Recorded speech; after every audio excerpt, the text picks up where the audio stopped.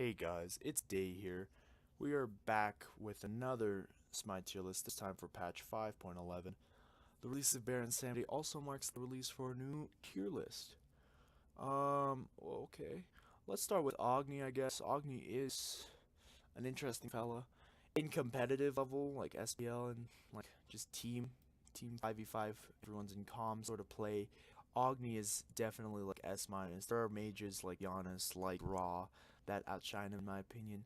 But in ranked, I think that Agni is one of the best, if not the best mage in rank right now.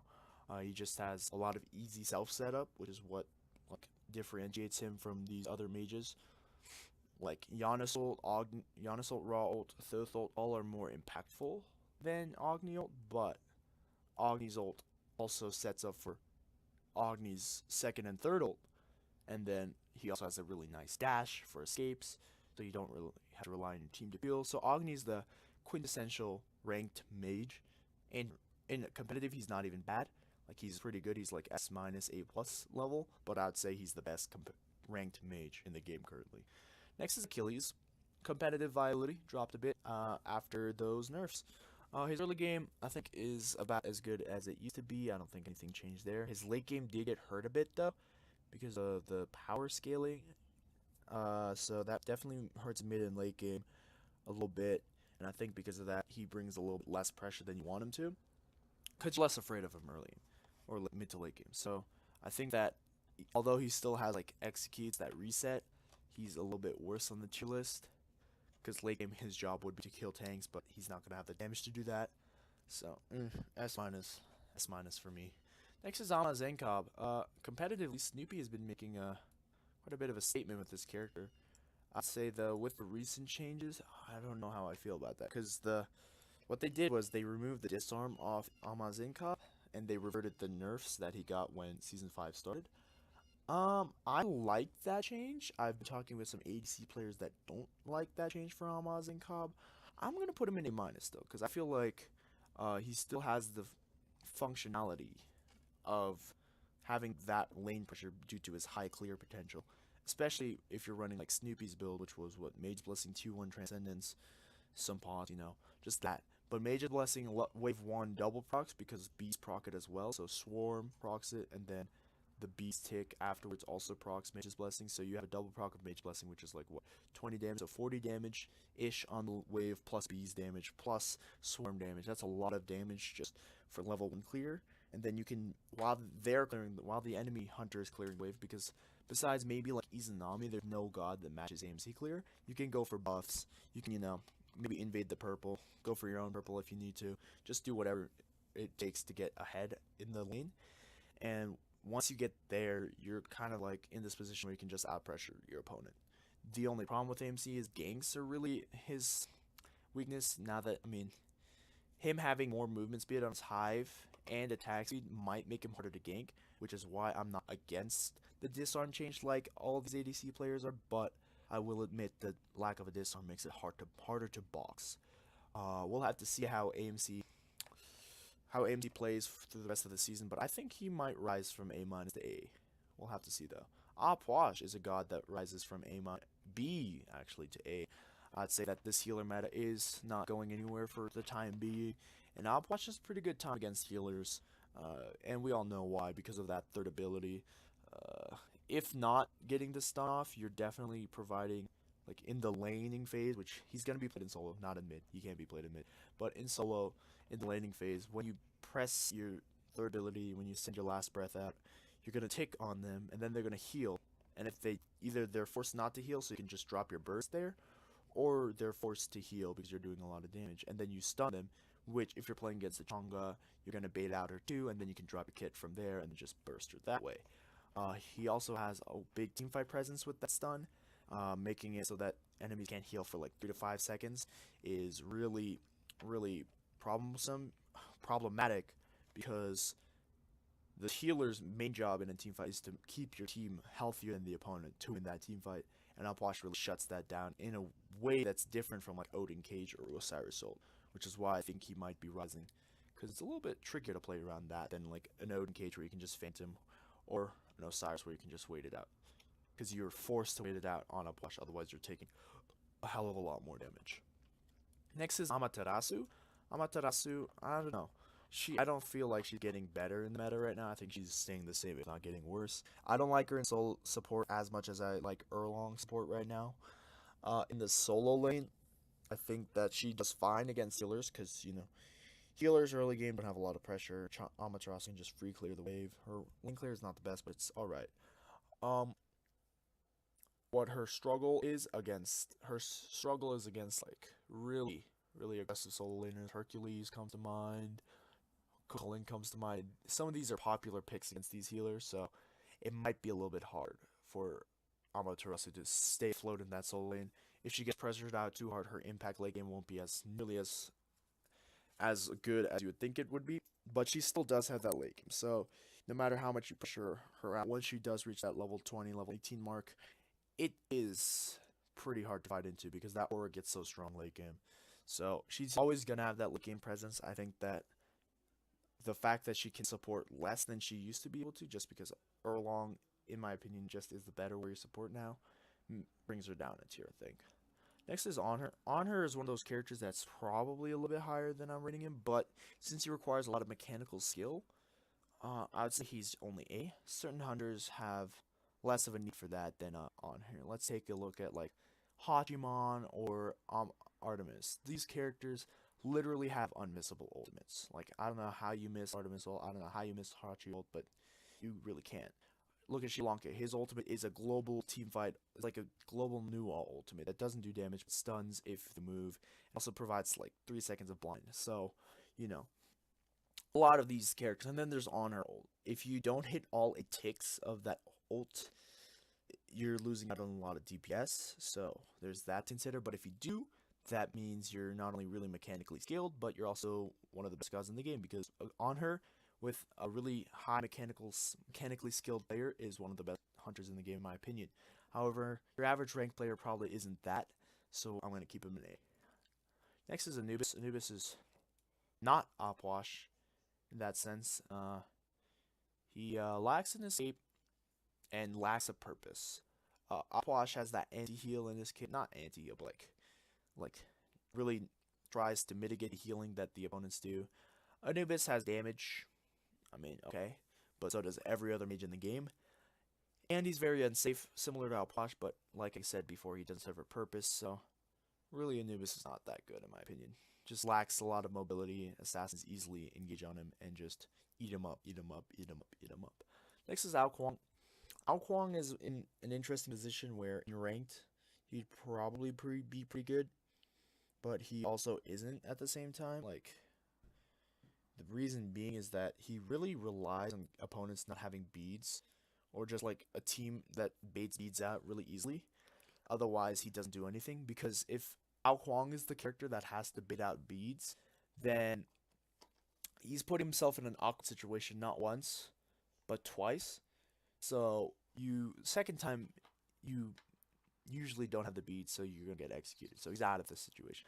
But first time you do it, you go for the execute, they beats, you either die or you somehow get out.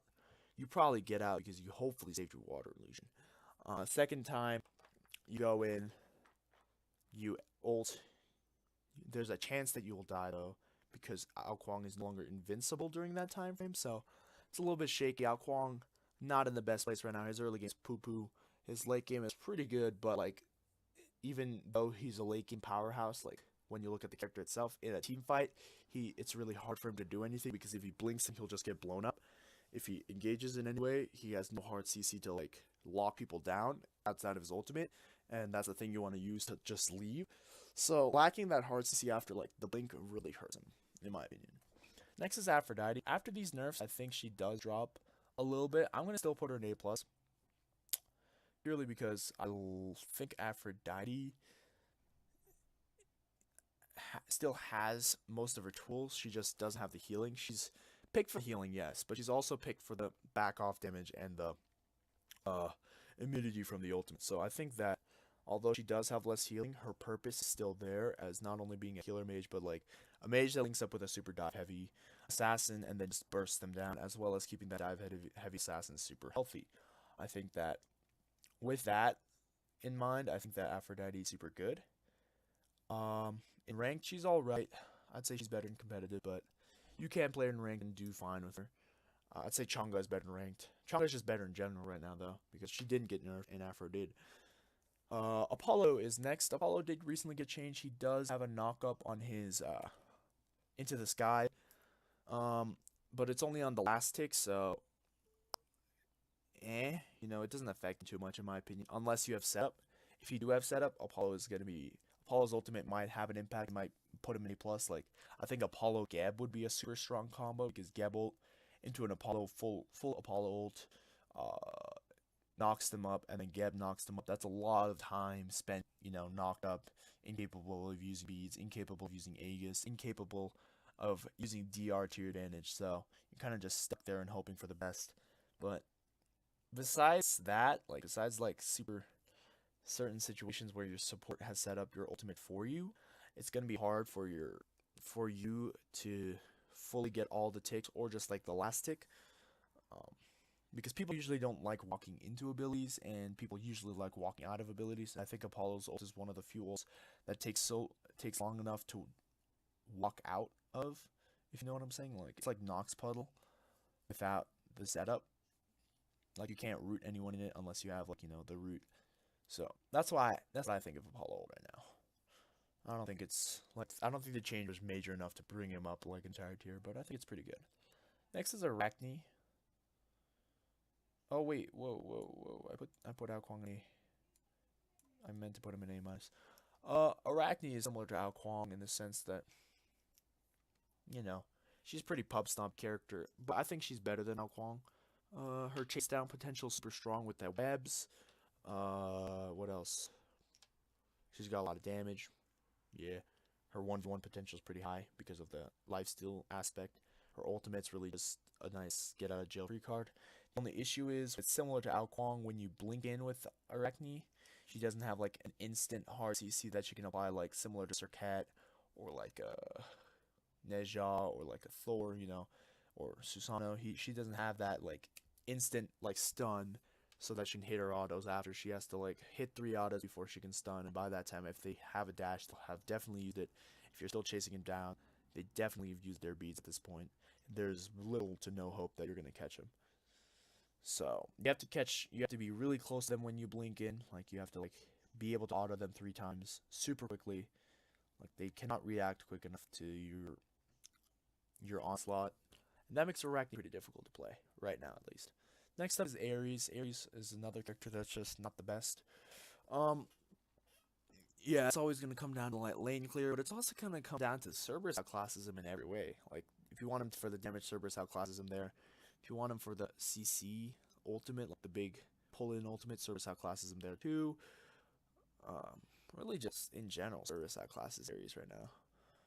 Cerberus is safer, Cerberus has more damage, Cerberus has more CC, Cerberus has more utility, just a lot of things that Aries just can't compete with, and because of that, he's an A-. Next is Artemis. Artemis is really strong right now, in my opinion. It's just because of crit, really. Her crit allows her to build into a poison star, which is one of the better items in my opinion right now. It has a lot of effects: 20 power, 15% attack speed or something like that, 20% crit chance. Anytime you crit, you reduce their movement speed by 20%, as well as their damage by 20% for 2 seconds. That's a lot. And if you're consistently critting, you're consistently keeping that passive up. They're doing 80% of the damage most of the time. They're also moving 80% as fast as they usually would, making it easier to hit more autos, meaning more likely to get crits. It's a nice cycle for Artemis, and she can really flourish off that. Not to mention, her ultimate's kind of really, really strong. I think it's a 1.5 second stun, 3 seconds of CC immunity, unmissable. You know, a lot of just oof feelings in general with that character. It's really hard for like an assassin to dive in Artemis because she has so many peel options. She's got her suppress the insolent. She's got her vengeful assault. You know, she's got her Caledonian War. You know, she's got a lot of things to keep her alive. Her root, her slow, her stun, her movement speed, just crit damage, you know, all of that makes it really difficult for the assassin to dive, and because of that, she's an S minus. Next is Ardea. Ardea, she's pretty strong right now, but I'd say she's only an A tier, simply because I think they're not having an ultimate is pretty detrimental as a guardian. When you look at a guardian, you see their 4 abilities, and you're like, okay, Geb's 1. Alright, nice rotation. Good ability to, you know, move around the map. His second ability, nice shockwave. Good knockup, good peel. Good setup, you know, just like in general. And his shield, alright, really strong ability. And then his ultimate, 2-second stun. Yeah. Unmissable. Yeah. Sylvan Assault. Knock up. Unmissable. Yeah. Athena. Ooh. Cross map global. Ooh. Kumba. 2.2-second knockup. Ooh. Ooh, okay. You know, these guardians, they have, a lot of them have super potent ultimates. And it's hard for Ardea to compete with that because her stun is like really small in comparison to like a Geb ult, right? And her cripple, I mean, her cripple is the reason you'd pick her, so I still think that she has that in her arsenal, but I feel like certain guardians with their ultimates have more of an impact than she does in a team fight. Because she has to get through all of her abilities in order to have as much of an impact as a guardian with an ultimate, and that takes time. It takes more time than like Athena dash taunting or like a Geb just blink ulting, you know? It takes more time to get her 5 ticks on her root, get her chain stance, go for the stun, chain stance again, go for the cripple, you know, go for the damage in between to make sure you're consistently dealing damage. So her CC is longer, and it takes longer to apply than like these other guardians that I've mentioned before. So that's why she's only an A in my opinion. Next is Athena. Speaking of guardians that are an A, Athena's not an A, she's an S. She can be played in 3 roles really well. That alone makes her, you know, A plus S minus. But then like she's also one of the best gods in her roles, minus jungle. I'd say she's not the best jungler. But in solo, having that ultimate allows her to like ult to Gold Fury fights and then just teleport back, so she loses like almost nothing. And support, it's a 2-second taunt, baby. That's a lot of setup, baby. So Athena really excels in that category, I'd say. Yeah, what else is there to say? She's got global presence. She's got a taunt. She can really easily bait out beads with a dash taunt. Her only issue is that it's a little bit like, how would you say it? Projected. Like you can easily see the CC coming because when she dashes, more than likely gonna end up with a taunt. So you can easily just like beads that, but then she burned your beads, which is her goal usually the first time she dashes on. So she's a really scary character to fight. That's all I'll say. Very few anti-Athenas out there. Ganesh being one of the few. Next is a Wheelish. A Wheelish is not the best, I'd say, right now. Not the best. She does heavily rely on knockups, heavily relies on setup for that ultimate. Early game, pretty strong, a lot of good damage. Late game, not strong at all. Her late game siege is pretty garbage. Like she's really not that good at like Phoenix sieges, especially because they're facing you, and when they're facing you, it's really hard to knock them up with, you know, Moonlight Assault, I think that's what it's called. Yeah, it's really hard to knock them up because they're not facing sideways and they're facing you. Yeah, it's kind of unfortunate when sieging or defending a siege for a Wheelish because it's really hard for her to do anything. Good Wheelish players will blink behind, but then you're blinking behind and getting collapsed on, so it's a rough life for a Wheelish late game. Early game though, she still does her thing. Other assassins just do that thing as well and have better late games, so no reason to pick her over those. Next is Bacchus. Similar to Aries, except not just because, you know, Cerberus exists, but just because like he's not that good right now. I don't know what it is exactly. I think maybe the fact that he has to expend his knockup to get any sort of CC. Maybe because his team fight is good, but like certain supports have more utility. Maybe because he just doesn't have the damage anymore because he's behind most of the time, because, you know, he's a support. Usually you can't play him solo. I don't know, dude. There's something about Bacchus that's just weak right now, and probably the lane clear combined with like the damage aspects. But yeah, Bacchus will be sitting in A minus. Bacchus will be sitting in B tier still. Midgarding got nerfed. 50 health was taken off of it. That okay. Baka needed one more Butcher Blade strike for that 50 health. Too bad it's really hard to get even like 4 Butcher Blade strikes on a character with Midgarding because it gives 300 health. That counters Butcher Blade super hard. And it also reduces attack speed and movement speed by like 5% each tick. So within 3 ticks, I think your attack speed and movement speed are both reduced by 15%. A character that relies on hastened, it makes it harder to stick on them. It also reduces your attack speed, so your DPS is getting lowered. Unlike Kali, Bakasur can't like just switch targets, especially when he's using his Regurgitate. He has that big AoE auto attack. He does have a lot of burst early to mid game. Once he's got like 4 points in Butcher Blades and everyone's still relatively squishy, he does have a lot of burst. Then late game it's a little bit hard because he just gets blown up and he's trying to get the full like Regurgitate damage off. Yeah, so he's gonna be in B tier. Next is Bastet. Bastet, she's pretty good. I'd say better than Wheelish right now. Her early game is super strong, has a lot of damage. Her late game, she drops cats, drops her kit, pokes him out, leaps away, does the same thing, blinks in, does the thing, leaps away. You know, just like that kind of like pokey assassin late game. Early game she's super burst heavy, but late game she's super pokey. Other assassins might have more like CC and like teamfight presence there though. Like I'm thinking of Nemesis, their cat. Gods like that will have more CC than her, but she's still pretty strong late game compared to some other assassins. Bellona. Bellona. I don't think she loses any lanes. Like she has no bad matchups, we're saying, but she doesn't have like too many good matchups either. She's just pretty average. She's a nice run-of-the-mill solo laner right now. Not back in the day when she was like legit up here. She's fallen from grace quite a bit, but Bellona, you can still run her. You can still do fine with her. She's fine in rank. She's fine in competitive. It's Bellona. Next is Cabrakan. Cabrakan has some matchups that he wins now. That's what I'm intrigued about. Right now, I'm putting him in A-. We'll put him in A- for a bit. Similar to Zalazane Cobb, I definitely can see him rising. That's just purely because of that tectonic rift, tectonic shift, tectonic rage, whatever it's called, whatever its ultimate's called. That wall, I think it's pretty good against certain characters, similar like Hubwa, Hell, Junga, characters like that with no leap, no like mobility, no hard mobility, Upwash even.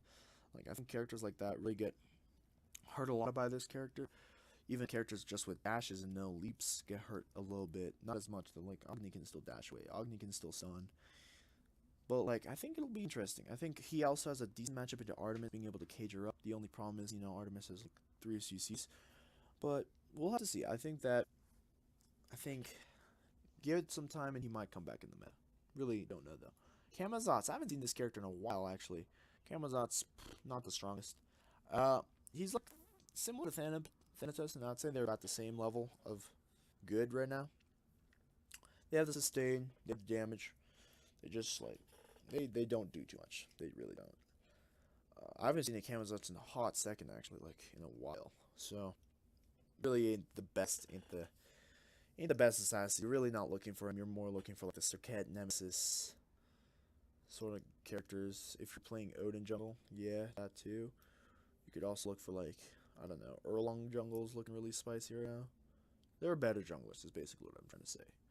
Next up is Kerberos. Kerberos is pretty good. Pretty good. He can flex in solo and support. He has a lot of damage. His CC is pretty nice. His ultimate is really the reason you pick him, along with, everything else. His ultimate is super strong. Sets up really nicely for, like, Zeusol, Huyil, stuff like that has ticks in their ultimate. Sets up really nicely for them because they're just stuck in that, like, semi-banished state for a while. And then you throw them, and then you can, combo that into your paralyzing spit. So they're stunned even longer. And then you can combo that into your ghastly breath. So now their protections are being reduced. It's a lot of rippy dippy when it comes to fighting a Cerberus. Good ultimate, really good ultimate. Really good kit in general. Like he has very few flaws in his kit. He can initiate with jump. He can initiate with blink. He's got a heal. He's got anti-heal and a heal with the anti-heal. He's got a lot of damage, protection, shred, slows, stuns. He's got it all. He's got it all for support and a solo, just a guardian in general. Next is Chronos. Chronos is pretty good, pretty good. Does decently well against any hunter. I don't think he, like, similar to Bellona, has no bad matchups and has really very few good matchups. He has a couple, but like not too many. He's a really nice standard hunter that can be built either crit or attack speed and flourishes with both. He has a little bit of versatility with his first ability. His early game bully potential's okay. His clear's okay. You know, he's a pretty good hunter. That's what I'll say. He's pretty good. He's pretty good. Next up is Jock. Jock is he's a character. I mean, it's Jock. He wins lane nicely. His early game's pretty good.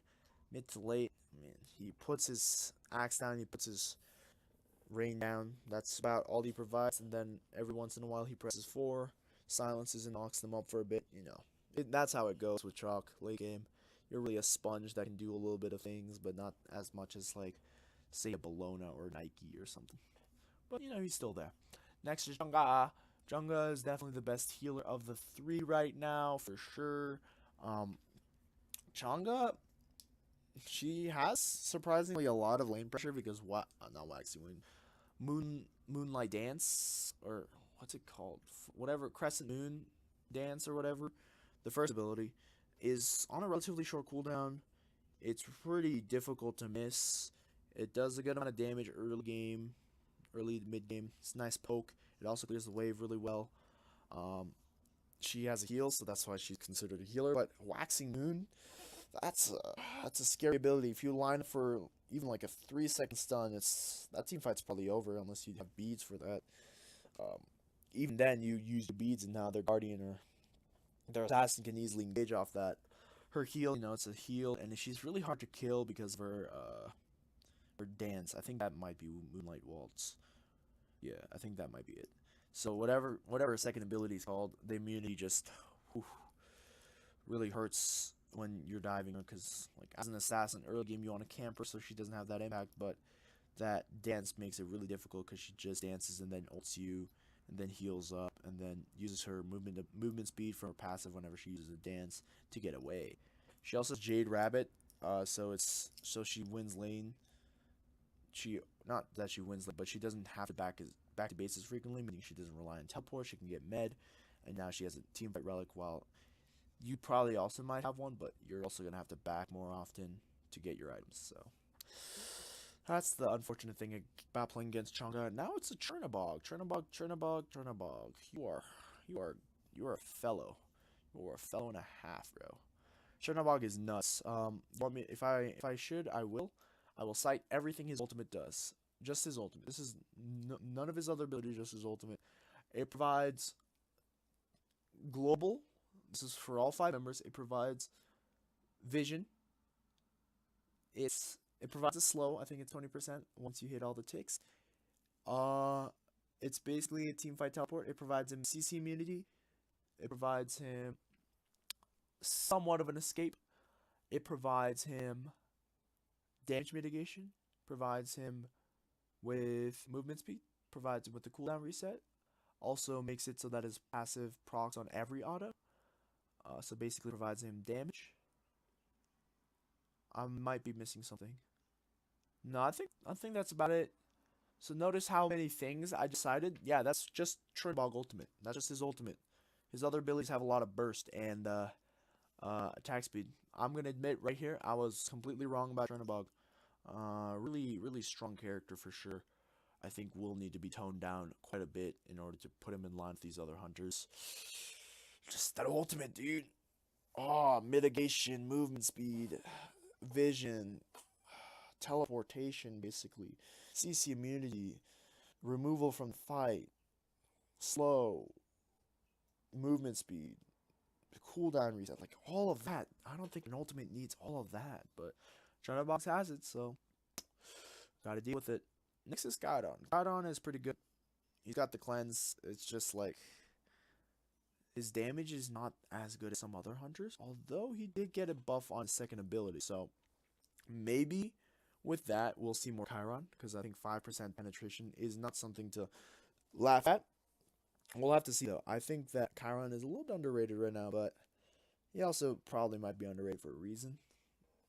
And the reason being is like his damage, despite being an ability-based hunter, isn't as good as like an Uller or like a Neef or something like that.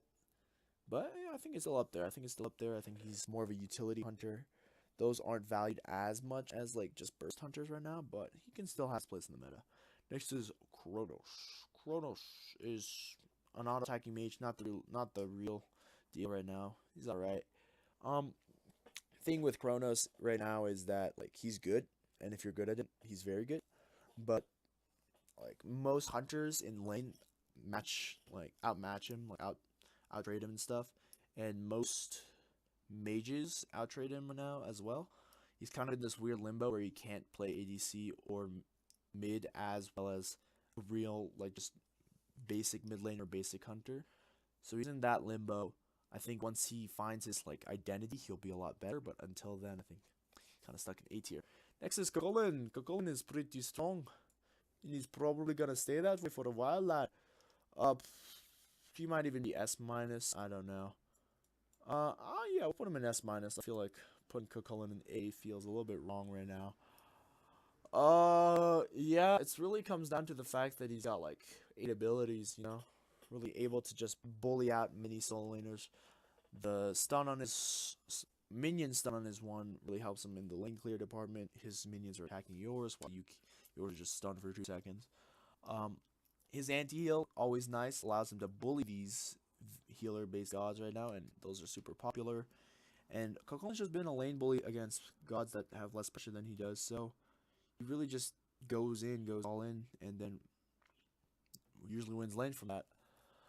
That ultimate, Kokolin ultimate, super strong, allows for a knock-up, good teamfight ultimate. His beast form just provides a lot of damage, and because of that, you can just like dive carries, dive backline super well. So like you initiate the team fight, you knock up a couple people, those people die, and then you can move into the backline once you get the full transformation after getting that ultimate off, and then you're just dying the backline with the health shield and doing a lot of damage. I'd say Kokolin pretty good. The only issue with him is if he gets behind, he really has not the best impact because his damage isn't as good as it should be, so it makes diving the backline a little bit harder. Next is Cupid. Cupid is he doesn't do much. Like he's got heart bomb, he's got a heal, he's got a cripple field. Sprint is still like, although it did get nerfed, still one of the better dual lane relics right now in my opinion. So you're still getting countered out by that. He might rise because sprint is less popular now, but we'll have to see about that.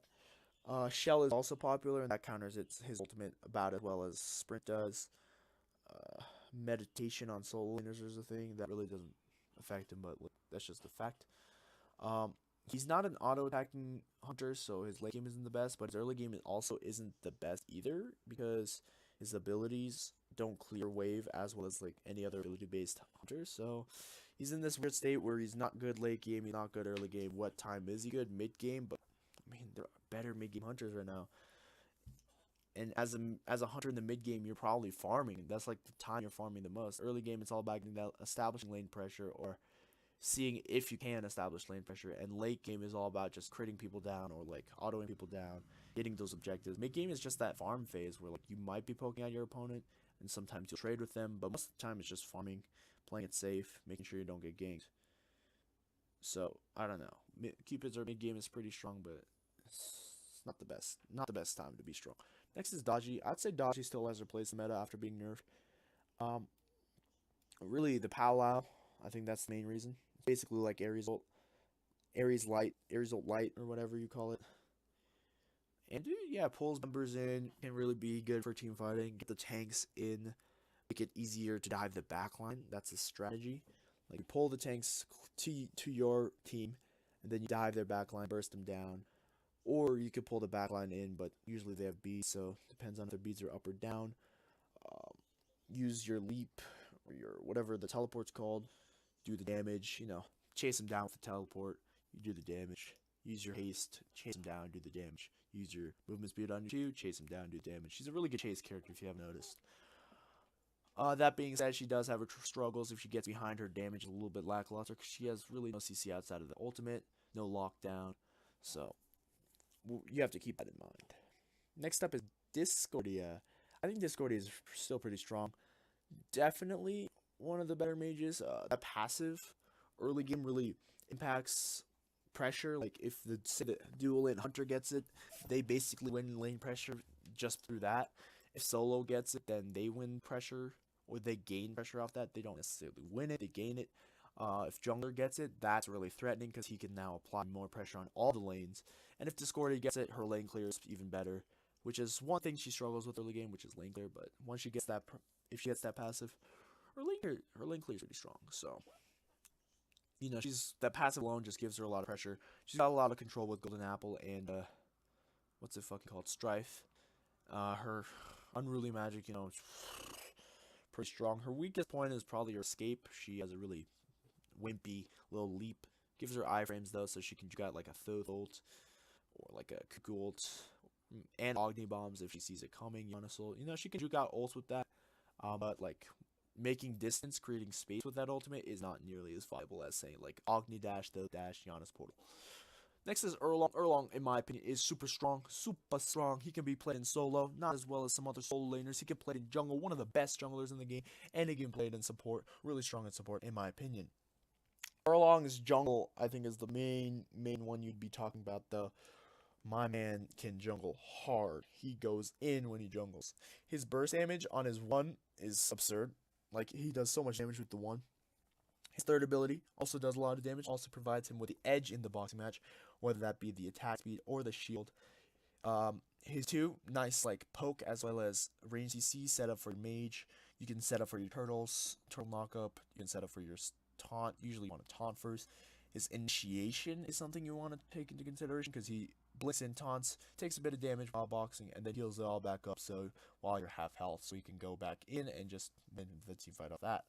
I just love this character. I think he's one of the best right now. I think he's super underrated, and he's an F-. Fafnir. Fafnir's falling a bit, bro. I don't know. Fafnir doesn't win lane, which is it's fine. I mean, Guardians don't necessarily have to win lane, but like the thing with Fafnir is that double hunter is still like a thing. It's still pretty popular. But you're not seeing Fafnir being played with double hunter, which is kind of strange. I think that he's underrated in that aspect. You're seeing more Cerberus because the penetration's there, but I think that Fafnir still has its place. The issue with Fafnir and what's making him fall is probably like the lane pressure in conjunction with the fact that sprint did get nerfed, so like the haste while coursed is not strong. So that's something that might affect his gameplay. Another thing with Fafnir right now is that his hammer stun, like a lot of supports right now have a lot of CC, a decent amount of teamfight CC, or like a good amount of heal that is relatively easy to hit. Fafnir hammer is, there's an argument for easy to hit. It's somewhat easy to hit, but it's very single target. So when they did nerf the slow, I think back in season 4, when they nerfed that slow, his peel and his setup potential on like multiple people on a team fight really got hurt a lot. So you're relying on that chorus buff to win team fights, and chorus buff is, although good, also it's better for burning objectives than just win team fights outright, because your mage is what's going to be doing a lot of damage, and that's a big like team fight ultimate mage, and chorus isn't going to set up for like a raw ult or a Thoth ult nearly as well as something like a Geb ult or a Sylvanas ult. I think he has a lot of single target setup, similar to other gods, similar to other like backline support, similar to like Ganesh or Khepri, but he also lacks that like peel aspect of his setup. So I feel like that's the main reason you're not seeing as much Fafnir as you might think you would. Next is Fenrir. Fenrir, he's gonna brutalize you. He's got good matchups into a lot of the mages because most of them have dashes, bar Discordia. I don't know. I think we'll have to see what goes down with this character. I think that like Fenrir might be coming up the meta. I don't know, dude. That 80 power off seeding Howl max rank means that you can build a lot of tank and still have like 2 full like Jotun's Wrath worth of power just on 5-second cooldown if you built 40% CDR or something like that. You Seething Howl, you get 80 power, you leap in, you do your stuff, and then you dip out. You do that again, and you're tanky, so it's hard to kill you. I think he can play a role similar to Serket in that sense, being able to just like poke people out, leap in, just leap away. You know, the only issue is that unlike Serket, both of his damaging abilities are on his escape, unlike Serket, where she can just use a blink, use her CC, which is not attached to an escape. Like if her stun was on her, like, or her taunt was on her 3, then it'd be a different story. But unlike Fenrir, her CC is like on a separate ability. Fenrir's is on his first ability, so you have to leap in usually, maybe use your ult, bring him in, you know, do the thing.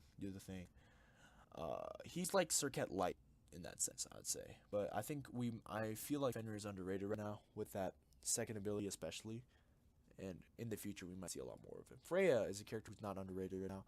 I'd say the worst auto-attacking mage because she relies super heavily on these auto-attacks. And similar to Bacchus, or Midgardian Mail. That's all I gotta say. Midgardian Mail is right there. Really shits on Freya really hard. Like, it's really hard to counter that item as Freya. So, yeah, Midgardian Mail. That's all I gotta say. I'm gonna put Ganesh in S tier. And I'm also going to put Geb in S tier. I'm going to explain Ganesh first. Ganesh, you see these 2 guardians around him? Ganesh countered both of them. Why would Ganesh counter Athena, you might ask? Athena dashes in, Ganesh silence, she can't talk. Geb, okay, how does he counter Geb then? Geb, you set up, you just dashed in on your, you just dropped your ult on, say, their carry, right?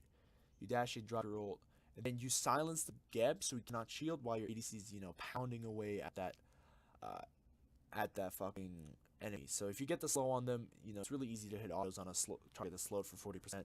They also have protections reduced. It's pretty brutal for that. And Ganesh, he doesn't have the best lane clear, but he does beat out Geb in lane clear. He also beats out Athena in lane clear.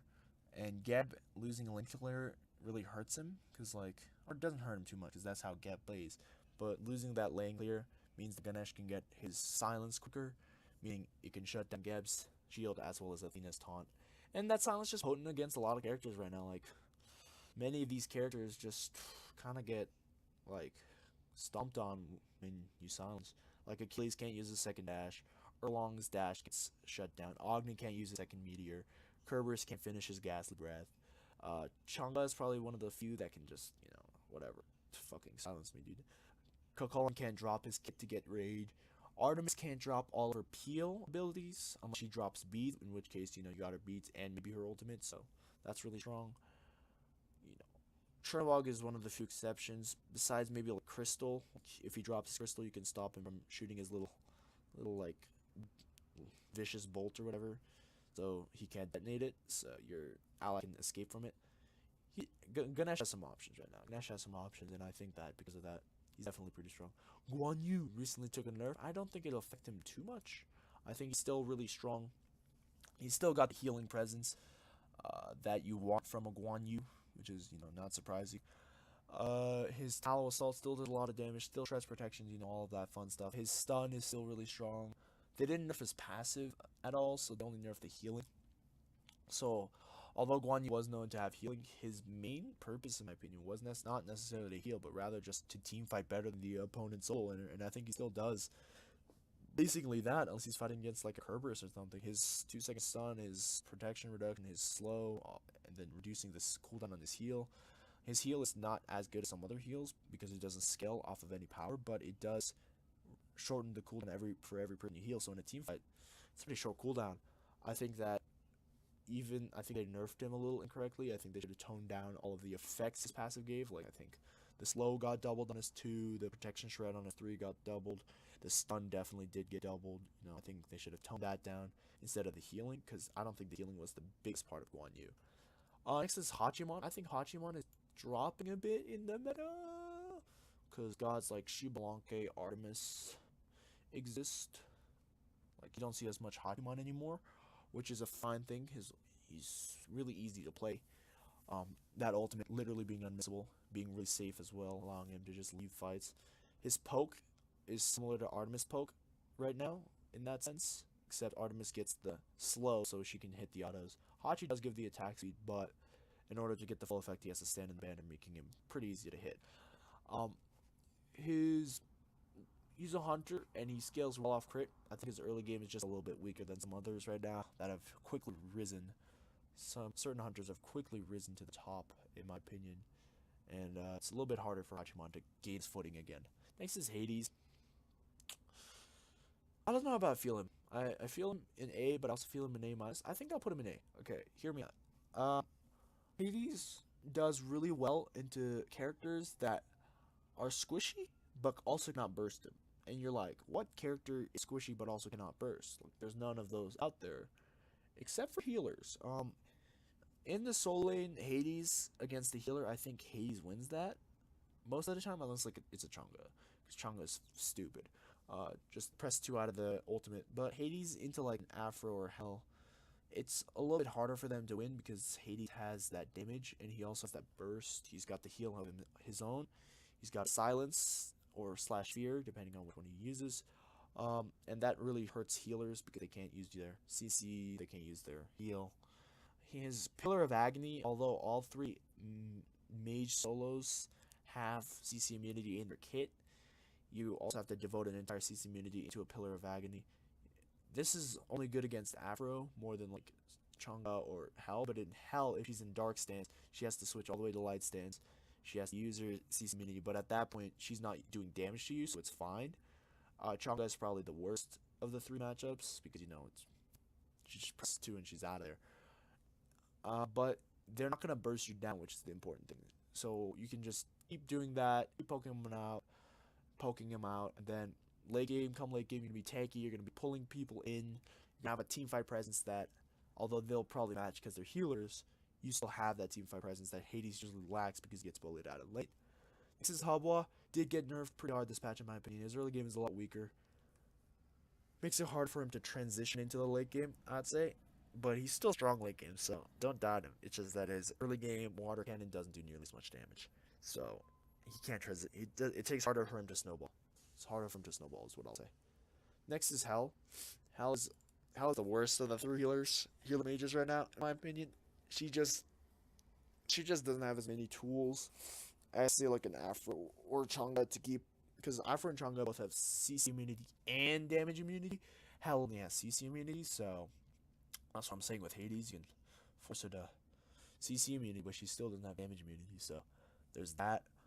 Hell also, although having the strongest heal, also only has a heal. Like Afro and Chunga also have stuns, also have the burst from Afro, poke from Chunga. Hell has poke, Hell has damage and healing, but she also doesn't have any CC, so it's hard for Hell to self peel for herself in comparison to Afro Chunga because she has no damage immunity and she also doesn't have heart CC. Next is Hercules. Hercules, in my opinion, is super strong right now. He might even be S-.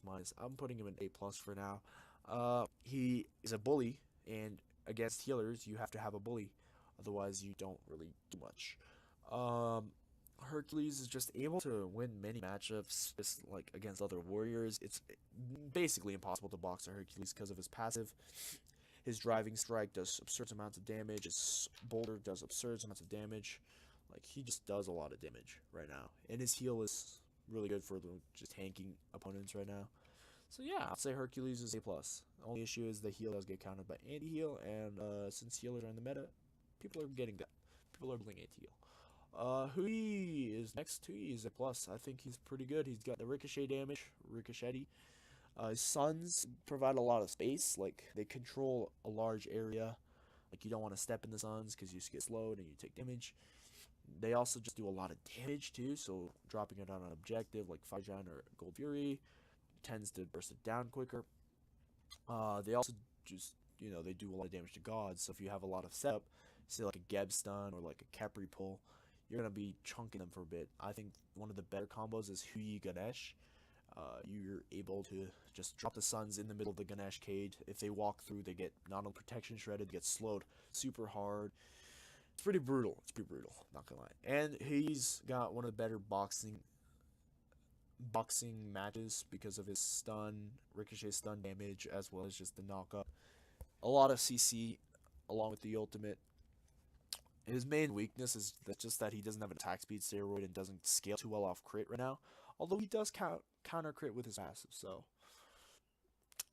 you take those trades. You take those trades where you can get him. Next is Hunbats. Hunbats is pretty good right now. I think he's even stronger than I'm rating him. It's just that his early game is really bad, so it's hard to rate him higher than A+. In ranked, he's pretty alright. Like, he provides a lot of disruption with his Fear No Evil, as expected. He provides a good amount of damage with overhead smash and crit, but he doesn't provide, like, the early game, like, damage that a Thor or Serket would bring. Like, his early game is really just farming, and maybe a little bit if here and there, press 4 on an opponent and hope your team can follow through with that. But that's fine, I'd say. I think that he still fulfills his job, and he's the best teamfight assassin in the game, in my opinion. He has just so much disruption with Fear No Evil.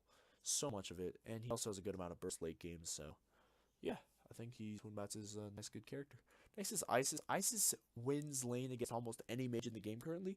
The only issue is many of the mages that are popular, particularly looking at Agni and Thoth, have CC in their kit that's pretty readily available. Yanis also has one of these. You just banish Isis while she's wing gusting. She can't wing gust. Agni stun him with the meteor. She can't wing gust. It's really just difficult for Isis to get all of her wing gusts on most of the mages right now. Ra is one of the few exceptions of a high tier mage that can't stop her wing gust, but it's also Ra, so he can just heal it back up. Isis's ultimate is super strong when it comes to securing objectives. It requires a lot of setup though in order to deal the damage, but it does have a lot of zone control. Same with Isis. Spirit Ball does require a little bit of setup, a little bit of self PO more than anything. If the opponent support, like say Ganesh just silences, you can't detonate, the opponent will just walk out of it. So you either need setup to make sure the opponent stays in the place, or you need self PO so that you can detonate it early if need be. So Isis requires a little bit more teamwork, but if you do get that teamwork, if the Isis player is competent, you will win lane in middle, and you can transfer that pressure elsewhere. Next is Izanami. Izanami's bad, man. Her boxing potential is bad. I was talking with a commenter last video, and he asked me how would I change Izanami. I'd say make it more rewarding to hit the backswing, because right now she just does less damage. Even though, like, the backswing, it does a full 100% of the basic attack damage. When you think about it, she's getting her damage mitigate twice, so whereas, say, like, Junga shoots an auto, it does 100% of the damage minus 10% because they have, like, protections.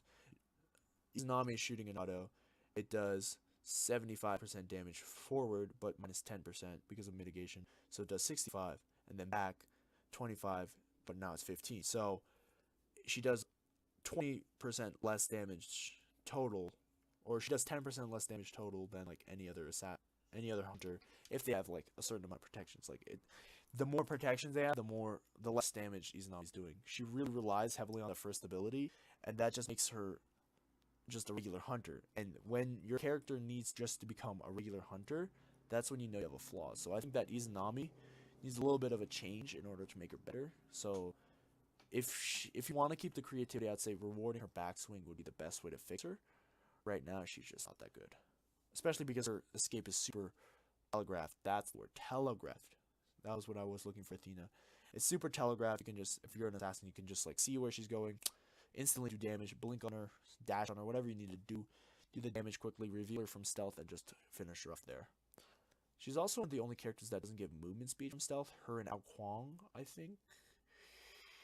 Because I'm pretty sure that Morgan gets movement speed, Loki definitely does, and Wukong and her are the only two that are in stealth besides them, right? So yeah.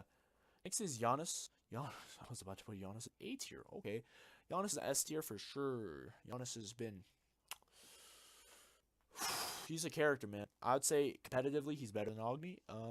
In ranked, Agni's better than him, just because of communication. But Yanis, you'd say, oh, he got his unstable vortex nerfed. Oh, he has no damage. Oh, no, you'd be mistaken. His passive plus unstable vortex plus, what is it, his third ability? Like, I don't know what, I think that's like scaling increase or whatever. Whatever it is, he does a lot of burst with that double orb. If he hits both unstable vortex balls on you, you're half health guaranteed. If you're a squishy target, if he hits whatever his ult's called, portal big portal. If he hits big portal plus his unstable vortex, you're dead. You're gone.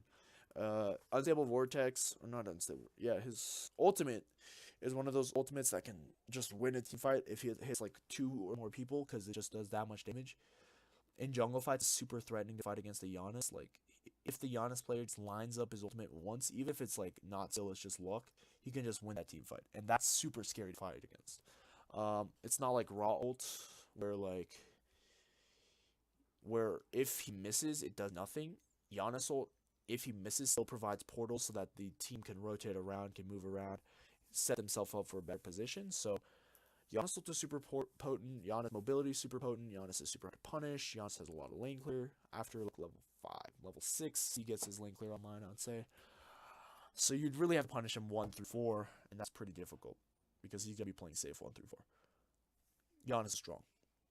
Next is Jingwei. Jingwei is, in my opinion, a strong character as well. Jingwei's got, similar to Artemis, a lot of crit. Similar to Artemis, she's also very safe. The only difference is I'd put her slightly below Artemis, purely because her CC is a lot more lackluster than Artemis's. She doesn't have the, Caledonian board, 3-second CC immunity, root, slow combination. She does have a knockup though, so that's pretty good. She's got safety in the sense that she's got a lot of mobility though, and that's something she's got over Artemis. So they're pretty similarly matched. I just give Artemis the edge most of the time because of the Caledonian board. Jingwei is still really strong. Her farm potential is really good because she can fly around and shit. Her damage is pretty good early game. If you get ahead, presses the gust is going to be chunking. She's got AoE basics, makes it super easy to hit her autos. Her dash gives her movement speeds, her safe, also allows her to basically immune knockups, so best CC in the game she's just immune to. She's just got a lot of tools in her kit right now, I would say. Kali has a little bit less tool in her kit. She's got auto attacks, and those are not the best if you're a melee character. Auto attacking against Midgardian male really sucks, man. Real feels bad. That's about it. Like, if the opponents are lesser known, like they don't know that they can build Midgardian male, I guess, then you win, but otherwise, Kali's not the greatest. You could build her ability base, but they're just better ability based assassins than her. Yeah, it's a feels. But Kali does have that ultimate. If there's a time when Kali will be good, it's a little bit fairly soon. They might give her a small little tweak, or maybe they'll nerf Midgardian a little bit, and I think Kali might come back. We'll have to see though. But you know who did come back? My man Capra Khepri strong. Khepri is back, boys. I'm gonna say it. I'm putting Khepri in S-. I don't care if that's overrating him. He's an S- for me. That Khepri change was nuts. The radius increase from 35 to 40. Okay, whatever. The one now giving protections up to 30 protections is insane. That's like half sovereignty. That's like half a sovereignty. I'm pretty sure sovereignty gives 55 protections with the aura. That's about half a sovereignty. 30 protections, that's super strong because when you grab, you're really just vulnerable. Like, you're vulnerable. I'm pretty sure it's only 30 protections against the person you grab, but even still, it just allows them to grab hunters and not feel like you're gonna get one shot. So that's really strong. Excuse me about to sneeze. Okay, I just had to sneeze. Okay. But Khepri getting that protections is super strong. His lane clear is the best besides like Sylvanas in the fucking Guardian class. His ultimate, although a little lackluster in comparison to other Guardians, still is basically like a 5-second Aegis. Also provides movement speed. I'm experimenting with using that ultimate aggressively, which is kind of strange, like putting it on the assassin and allowing him to dive super hard. But I'll have to experiment more with that. I just like Khepri right now. Maybe I'm definitely biased towards him, that's for sure. He's probably A+, but I'm gonna say it right now. It's my opinion. This is my tier list. I'm putting him in S-. Next is Cuckoo. Cuckoo is not S-. In fact, he's A-. He's got the tools necessary to be a high tier mage, minus the mobility. I think the lack of mobility really shuts Kukulkan down. I think that just with the slight shifts in meta, maybe a favoring of these less mobile mages. I don't know how they do that. maybe like new Cripple God comes out, I think Cuckoo would be super strong. His self peel isn't even that bad. Drop nade on yourself, drop ult on yourself. Use your 2. The only issue is that if you miss your ultimate, or if they expect it, they like position to the side or whatever, you're kind of in a pickle. The tornado still does damage though. Early game though, he lacks a lot of damage. His tornado does not nearly as much burst as like an Agni Bomb or like a Yanis 2, you know. His early game tick damage on his tornado isn't that threatening. Mid to late game is when it starts hurting. So I think that Cuckoo has all the tools to be high tier, and similar to Zhang, he might just take a little bit of small tweaks here and there, and then he might be high tier someday. Kumbhakarn. I think Kumbhakarn is pretty good. He's going to be joining, I don't think there are any Guardians besides the 3 in A- that are below A right now. Kumbhakarn has all the tools necessary to be one of the best supports. He's got slow as attack speed slow on his third ability. His Groggy Strike, 2-second root from rank 1 all the way to rank 5. Really good level 1 CC. His one's a dash, it's alright. Does good amount of damage though. And in lane it can be a pretty good poking tool. His ultimate is like 875 base damage ultimate that also knocks up for 2.2 seconds. That also is on a 75-second cooldown. It's a pretty good ultimate, I would say. I'd say that it really just it's like similar to Nejal, where it just takes someone out of the fight for a bit, and no matter who it is, it's gonna be a god that has an impact. If it's a support, there's no peel for the backline. You can just collapse on the backline. If it's the mid laner, they're not doing mage damage anymore. If it's the hunter, they're not doing ADC damage. If it's the assassin, they're not diving your backline. If it's the warrior, they're not diving your backline / being a frontline, you know? No matter who he ults, he does have an impact. I'd say that ulting certain characters at certain times is what differentiates a good Kumbo from a great one. Like, a good Kumbo will ult a character. A great Kumbo will ult, say, a mage that's having a lot of impact. And I would say that is right. That's like there. Kumba's peel is also super nuts. The 3-second med comes back to mind. His passive is alright, but it can lead to baiting situations where you can use yourself as a bait, use your passive, and then also like your team collapses on the people who are autoing you down. Another thing with his passive is it makes it really good to dive with. Like, you can dive towers with while your passive is up, because, you know, even if you dive tower can't take your passive down. You'll be able to respawn and run away. Kumba's just really strong right now. I think he's a really good character. Next is Kuzenbo. In my opinion, not as strong. He's an anti-hunter for sure, but besides that, not the best in solo or support. He might see a rise. He's got the tools necessary, similar to Cuckoo, but right now I don't like him as much. Next is Loki. Loki's gross. He's ugly. He's being banned on the 4th of July for a reason, because he's bad. Don't play Loki. Next is Medusa. Medusa got a buff, relatively small, but I think that it will have an impact. 4 Viper shots instead of 3 gives her, 75 attack speed for 1 more auto. Pretty good burst damage with that. Surprisingly, her mid lane presence is there. Ultimate being super strong, self-peel, making opponents turn away, which is really hard to hit abilities from behind. Like, when you're, say, a Mercury, and you have to turn away, you really can't auto, you really can't do anything, you just have to look away. The Medusa also has the Sidewinder passive. I think that's the main reason people are playing her, is the passive is super strong. In boxing matches, you're able to juke pretty easily because you have no movement penalty for moving side to side, and half the movement penalty for moving backwards. Really good passive, in my opinion. One of the best hunter passives in the game. Her lane clear / poke is strong. You know, just all around a good character. I think next is Mercury, another character. He has the damage. He's got the CC. He's really annoying to fight against. It's a Mercury. He dashes you, throws you into a wall, autos you down, you're dead. Late game, if he's got crit, you're dead. He's really a hyper carry sort of character. You have to get a certain, like, Sir Cat or like a Ratatosker to match him, but like in the early game, so you have that early game impact. You make your team ahead.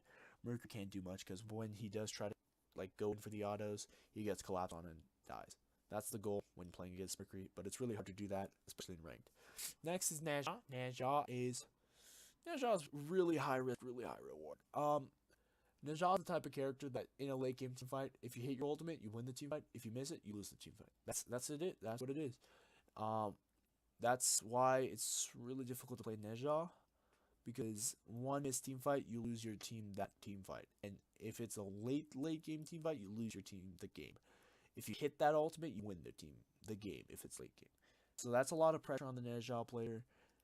Not as much in rank, because rank games don't matter, but like Nezha, super high risk, super high reward. I think there are certain assassins that mitigate the risk factor while also having a decently high reward in return. Next is Neef. Neef's global pressure is good and all, but I still think she's an A tier character. I think there's certain hunters that are just better than her, whether that be in mid or ADC. I think the mid pressure with, or the mid ultimate with hub wall might be good because you can set it for the hub wall, but besides that, it's not the best because hub wall's not as good as he used to be, so you know, it really do be like that sometimes for Neef. Next is Nemesis. Nemesis is pretty strong in my opinion. She has the tools necessary to be a high tier assassin. Her ultimate is really why you would pick her. She doesn't have any hot CC, so it's really her ultimate and her boxing capabilities with the passive. Slice and Dice does a lot of damage and also slows, so that's good. Her one is really good chase down because she can double dash. Yeah, she's got a lot of tools. Her 3 makes it really hard to kill her, so yeah. You just need to lock her down and kill her before she can do anything in the fight. Next is Nike. Nike is a character. She did get buffed on her ultimate, so we might see more Nike, but right now I don't think she's similar. She's in a similar spot to Alma. She has more lane clear, but it's more interruptible. She does have that ultimate, making her super safe. She's definitely safer than Alma with that ultimate, and her frontline presence is there. But she doesn't have the team fight stun that Alma has, so they're about the same strength when I think of them. Next is Nox. Literally trash. Don't play her in my rank games. In competitive, she's fine. Okay, she's an A tier character in competitive levels of play. But if you're a Nox player, stop playing Nox. If you miss like 20% of your combos, you're losing 20% damage that another mage would just have. Like Yanis, you don't have to hit your full combo in order to do damage. So say you hit the portal, or say you hit the unstable vortex, but not the portal, you're fine. You still hit the unstable, and that's up again. You don't need any setup to hit most mage abilities in the game. Like Raw 1 is an exception, but you still have damage in your other abilities that you can just use safely. Like if you miss your Raw 1, you can use your Raw 3 or your Raw 2 to deal damage relatively safely. Nox, if you miss your 1, 2, you have no damage. You just lose damage for that duration. It's like, okay, so what you get in return? You get a 2-second. You get a silence. Ganesh has a silence. Agni has a stun. Yanis has a banish. Like, why? Don't play this character. Bad. In competitive, when you're good at the game, when you're super mechanically skilled, okay, she's fine. She's an A tier character. Even still, she doesn't have any poke.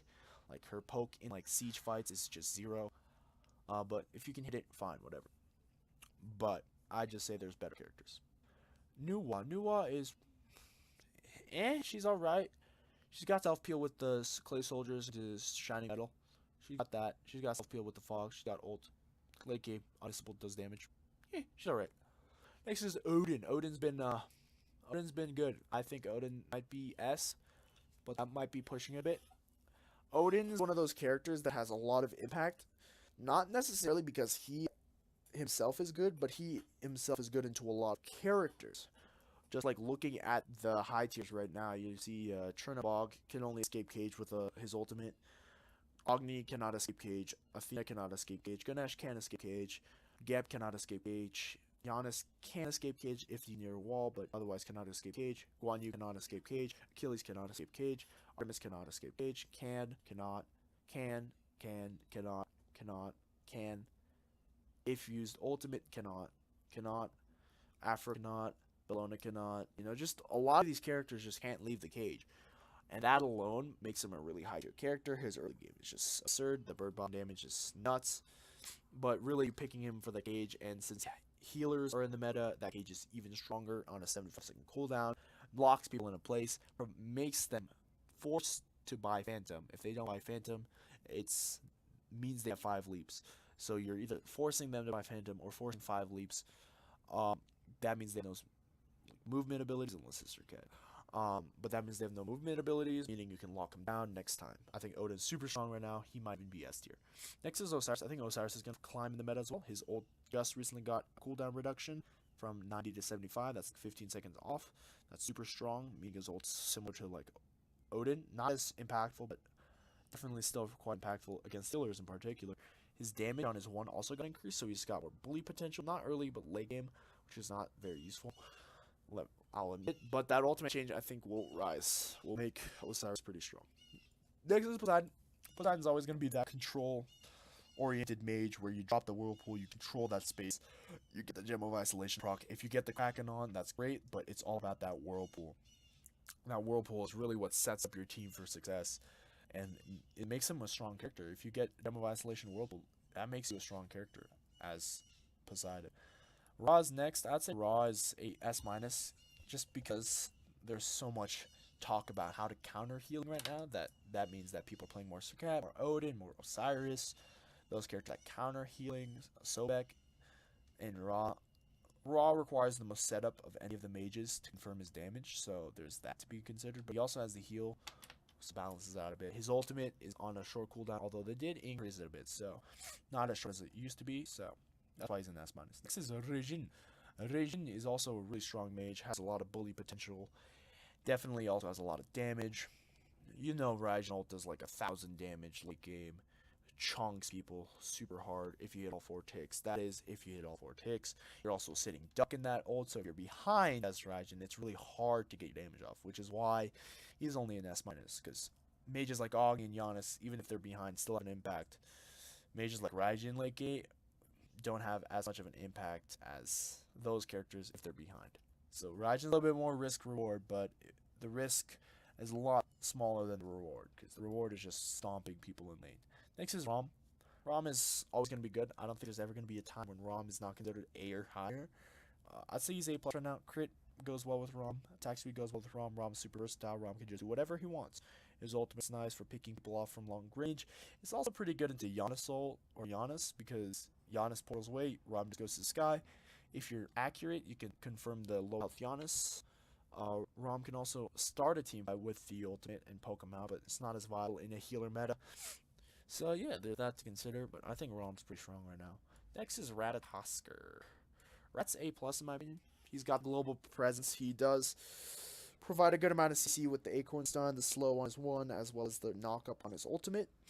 I think that those combine together to make a pretty strong character. Rat's biggest problem is that he kind of lacks like safe poke. Like he has to use an ability that, like, if he wants to use his flurry or if he wants to use his acorn blast, he has to be relatively close to get all the damage off. So does like other characters like Serket and stuff, but they don't have to. They have 2 escapes, so it's fine for them.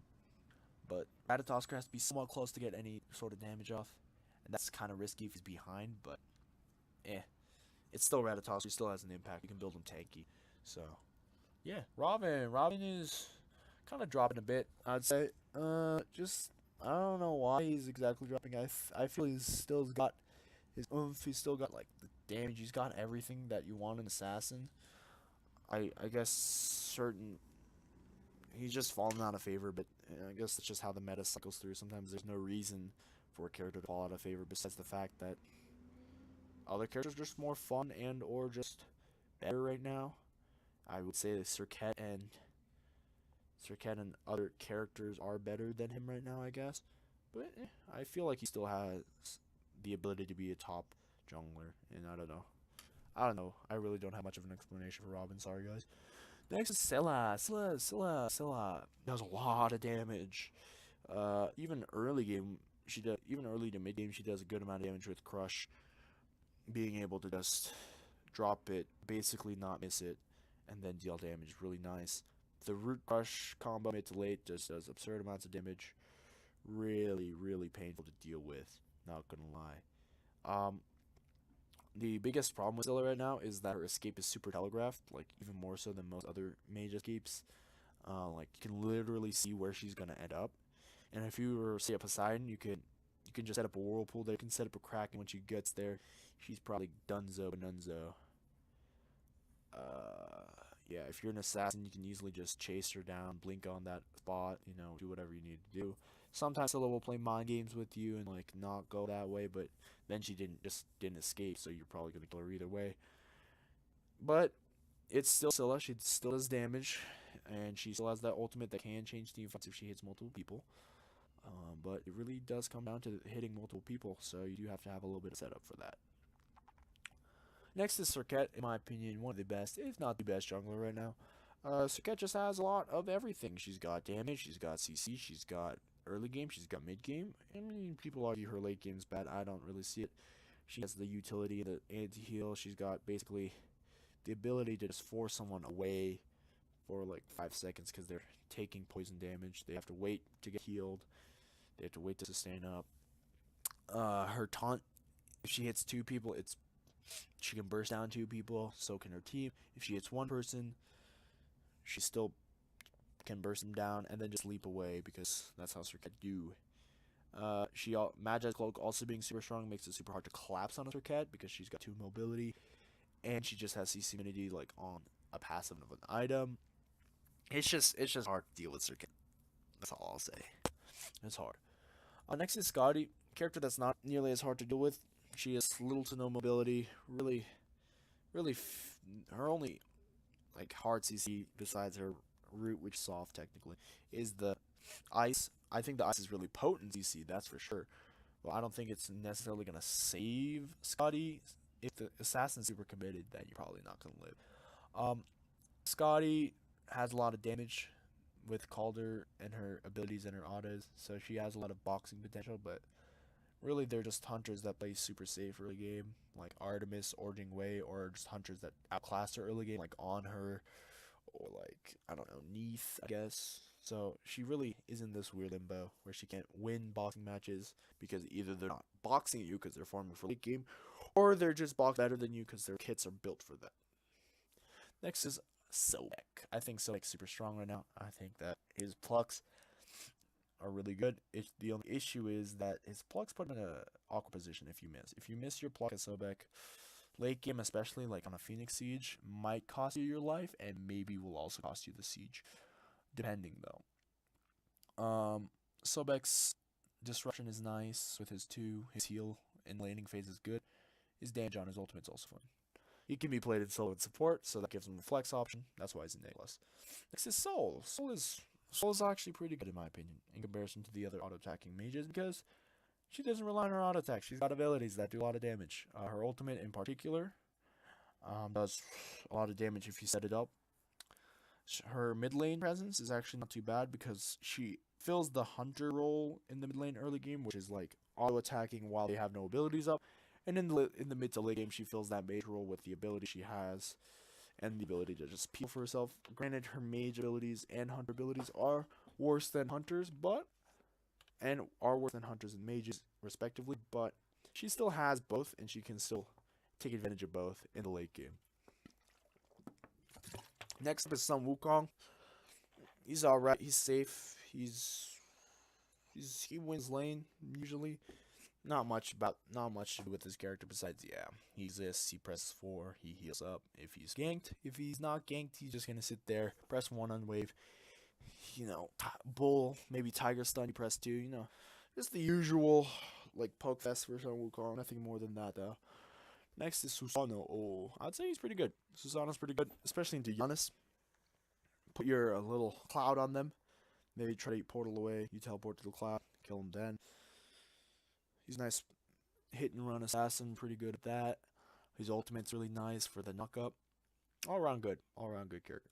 Next is Sylvanas, Keeper of the Wild. I think Sylvanas is super strong right now. Definitely has the lane pressure. Definitely been highly valued in the pro scene. Not as good in the ranked scene as the pro scene, I'd say. Sobek is a really good counter to Sylvanas, in my opinion. If you're accurate with Sylvanas pulls, though, it's brutal to fight against because the Sylvanas pull is one of the best CCs in the game. Super safe CC, puts the opponent out of position, allows for a pretty easy ultimate to come off of that. Pretty easy route to come off of that. Just a lot of setup for your other abilities. A lot of disruption. A lot of setup. It's one of the few abilities that provides both disruption and setup, and can also be fairly hard to beads if you don't have the reaction time. Next is Terra. Terra is also super strong. There's a lot of strong guardians now that I'm looking at it. Terra is super strong right now. Her ultimate provides a lot of just everything. Burst damage, increase in damage and all of that. Terra's root is unmissable. Terra's stun is really good level 1 because it sets up for more poke. Her lane clear level 1 is not the best. Level 2 it's pretty good because she has the dash usually. She can dash to the walls and clear the wave that way. Level 3, that's when her major power spike hits because she can dash through both the pillar and the wall to super clear. She doesn't have to, she can save those for CC, but, you know, it really depends on how good your ADC's lane clear is. Next up is Thanatos. He's alright, he's similar to Camazotz. He has an execute, I'd say he's a little bit better than Camazotz because of that. But besides that, very similar niches filled by these two characters. Next is Morgan. Morgan is a character that's A+ in SPL, A in ranked. SPL players know how to play the game. They've been playing it. They practice and stuff. Ranked players don't necessarily practice. They just play ranked to, you know, grind up. Maybe get high masters, maybe diamond, whatever rank they want to go for. Morgan is a really hard character because you need to know how to play 9 other characters in order to be good at Morgan. But the thing with Morgan is, if you do know how to play 9 other characters, or at least the 9 other characters in that game, she's a super versatile mage that can be played in jungle and mid, usually played in mid. Yeah, she's pretty strong in those roles. You just have to be good at being multiple gods. If you're not, well, probably don't play Morgan. Next is Thor. Thor is very similar to Rat, in my opinion. They both have that effect, if you will. They have the semi-global ultimates. Rat's probably being better because it's a knockup. Thor has safer poke, though. The tectonic rift or whatever, into Mjolnir's attunement is a lot easier to, you know, do than Ratatoskr dashing in using his kit and then hopefully by the time dashing out or just walking out if he can make it. Usually he can. But Thor's poke is safer, although he does have to commit his escape to it. It's also a lot more damage if he levels the Mjolnir's attunement. His burst and his Berserker Barrage is there. His CC chain is also more efficient than Rat's. However, Rat has more damaging abilities than Thor, so that's a lot more damage for Rat. Him and Rat are always going to be in competition. I think they're equal right now, though. Next is Thoth. I think that's going to be the number of gods in the S tier. Actually, maybe one more will join him. But besides that, I think those are all the gods that are going to be in S tier right now. Plus, probably Xbalanque. It's Thoth, man. A lot of early lane poke. Broken ultimate. If you hit it, does absurd amounts of damage. His dash makes him super safe. Super safe artillery mages are just really hard to deal with, let's be real. High damage, high range, super safe. Only thing he's lacking is, like, a teamfight CC. Like, if his ult stunned everyone it hit, if it didn't one-shot them, then yeah, they'd be stunned. It's like, I guess. He really doesn't need all that, but he has most of it, so that's why he's super high up. Next is Tyr.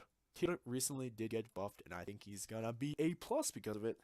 Disarm on the Fearless Dash, the defensive Fearless Dash, I think is really good because it can pop bubbles, making it easier for Tyr to set up his Fearless into Power Cleave combo. I think that with those abilities, he's gonna set up for a team. If you're good at Tyr, you can flick backwards, so you can dash forward and then flick the Power Cleave backwards so that you push the opponents towards your team. That's really strong plays from Tyr players. You also have a good amount of sustain with defense Power Cleave. You know, you get a lot of stats from your stance switch. Your ultimate Lawbringer, it's a nice leap. It provides a bit of safety because with that ultimate, he's got 3 forms of movement. The biggest problem with Tyr though is that, like Athena, his CC is pretty telegraphed. You can see when it's coming. You know when he's like setting up for it because he looks like he's doing. But besides that, I think he's pretty strong. Next is Ullr. Ullr is pretty strong as well. Axe into damage is pretty brutal. If you miss the axe though, you're not gonna necessarily confirm the damage. But I mean, war lines aren't too hard to hit. It's really the 3 that's a little bit more difficult to hit. If you do hit, it's a lot of damage. If you don't, it's not. Next is Vomit. Vomit, in my opinion, is a strong jungler right now against like Artemis, against like Raw, like the low mobility characters. Sylvanas, another one that I can think of. Vomit's super good into those characters because of his ultimate and hasten. You can just walk at them and kill them out. Only issue is if they are ahead, it's really hard for Vomit to do anything because he just gets bursted down. So he's a high risk, high reward character similar to Neja, but he has more of a niche pick scenario. Next is Vulcan. Hubwa light, not as good as Hubwa in my opinion. A little bit hard to hit his abilities. A little bit more setup required for his ultimate, so Hubwa light. Next is Xbalanque. This is the last character joining the S tier. Really strong ultimate, global. Technically a stun if you move. Usually people don't move. The blind is really the reason that the ultimate's so impactful, because when you're blinded, you really can't do anything. You can't really fire off your raw ult because you don't know where they are. You can't really fire off your filth ult because you don't know where they are. You can't really do much. You can't even really move. I mean, you can, but you have to like time it right. So that's just a lot of pressure you put on while they're blinded, and usually people just initiate after the Xbalanque ult. So there'll be a Gabble coming your way, maybe Athena taunt to make a move so that they get stunned afterwards. Maybe like a raw ult because they don't see it coming, maybe Thotho because they don't see it coming. There's just a lot you could do with Xbalanque ult. This is Jing Chen. We're going to put Ymir in the same tier. Jing Chen first. We'll talk about him. His ultimate's really slow. That's it. His leap is buggy, his ult is slow. Really just a really clunky character, I'd say. He's got some tools like the knock-up, root, the not sky cutting axe, what is it fucking called? I don't know, whatever it's called. The furious roar, reducing attack speed, or not attack speed, basic attack damage. Passive being really strong. He's got tools, but I don't think he's that great. Ymir also has tools. The 2-second freeze comes to mind. His ultimate's not the best. The wall provides a lot of area denial. His glacial strike is on an 8-second cooldown, so good clear as well as damage. It just comes down to the fact that he has no mobility and is super easy to pick off. Similar to Sylvanas, however, Sylvanas doesn't really need to stop moving in order to drop his. He does stop moving to drop his ult, but he also provides, like, not the stop moving as in like Ymir sits there, charges his ult up, kind of stop moving. It's more like a sit there for a second to throw some roots up and then walk again. So Sylvanas definitely like being the immobile guardian, similar to Ymir, has more self-peel than Ymir, because Ymir's freeze is also pretty hard to hit point blank if it's an assassin autoing you down. Really just a lot of rip for Ymir right now. I think that in the future he might be better, but right now the meta doesn't favor him. Zeus is a character that I think might be an A+. Ataraxia? No, Pretty Prime. Is it Pretty Prime? Ataraxia might have played him in ADC. I don't think he did, though. Yeah, it was Pretty Prime. He goes the T2 boots, Rada to Hootie Rush on Zeus. Pretty strong, pretty potent. I like Zeus. I just think that lack of mobility, again, if the assassin's strong enough, will just focus you out. Because of that, he's an A tier. I think Zhang, though, is an A+. I think he's been an A+ for a while now. Excuse me if I have to sneeze. I will, but I don't think I do have to. Okay, so Zhang Kui. Here's the last character. I will give a detailed explanation as to why he's so strong. Zhang Kui no longer relies on 2 abilities to getting his passive stacked up. He gets 12 stack per wave instead of 6, although the effectiveness of the stacks is halved, so he gets basically roughly the same amount. However, he does not have to commit any abilities to get these stacks. He can just watch them die. Zhang Kui no longer loses all of his stacks when he ultimates and or when he dies, so that's always a good thing for him as well. Zhang Kui also has a lot of healing, and his stun is now at 2.2 seconds, so that's also super strong. Another thing about Zhang Kui is that his area control with his ultimate is super strong. He is able to just control any area around him in that radius. So if you say you're on a Phoenix Siege, you can Zhang Kui ult, walk at them, you make that much space with that Zhang Kui ult, and they can't really do much about it because usually you have Gem of Isolation, so you're slowing them. Plus that card slow, so you're slowing them even further. Plus the stun, so you're completely stopping them in the tracks for 2.2 seconds. And then you can just use your Q to heal up if you didn't detonate the card. You know, he's got a lot of CC, he's got a lot of options. He's very versatile in that sense. And I think that in the solo lane at least, he's super strong. But that right there is the tier list. I hope you guys enjoyed. Hope you guys liked it, agreed, disagree. Please tell me in the comments below.